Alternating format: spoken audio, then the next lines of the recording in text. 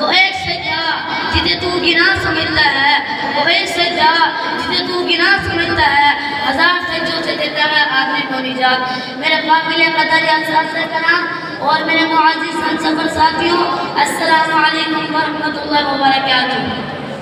آج میں نے آپ حضرات کے سامنے قرآن مجید کی ایک آیت تلاوت کی ہے جس میں اللہ رب العزت نے نماز کی اہمیت اور فوائد کو بیان کیا ہے، جس کا ترجمہ ہے بے شک نماز بے حیائی اور برائی سے بچاتی ہے۔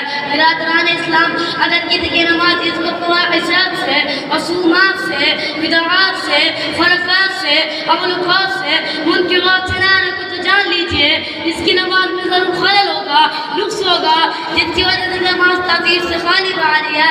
اس لیے ہمیں چاہیے اپنی نماز پر محنت کریں اور اس کو خشوع خضوع کے ساتھ ادا کریں، پھر اس وقت یہ نماز ہمیں بے حیائی اور برائی سے روکے گی، ورنہ نہیں۔ معزز سامعین، آپ حضرات کو معلوم ہے اسلام کی بنیاد 5 چیزوں پر ہے۔ پہلا کلمہ شہادت کا دل سے یقین اور زبان سے اقرار کرنا، دوسرا نماز، تیسرا روزہ، چوتھا زکوٰۃ، پانچواں حج بیت اللہ۔ ان 5 چیزوں میں سے سب سے اہم اور بنیادی چیز نماز ہے۔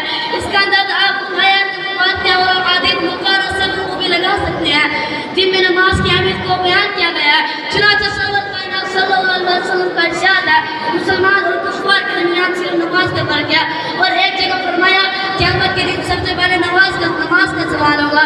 ایک اور حدیث میں آتا ہے من اقام الصلاۃ اقام الدین ومن ترکها هدم الدین، یعنی جس نے نماز کو قائم رکھا اس نے دین کو قائم رکھا، جس نے نماز کو چھوڑ دیا اس نے دین کو چھوڑ دیا۔ خدا کو مل کر منائے چلو نماز پڑھیں، اذان سب کو بلائے چلو نماز پڑھیں۔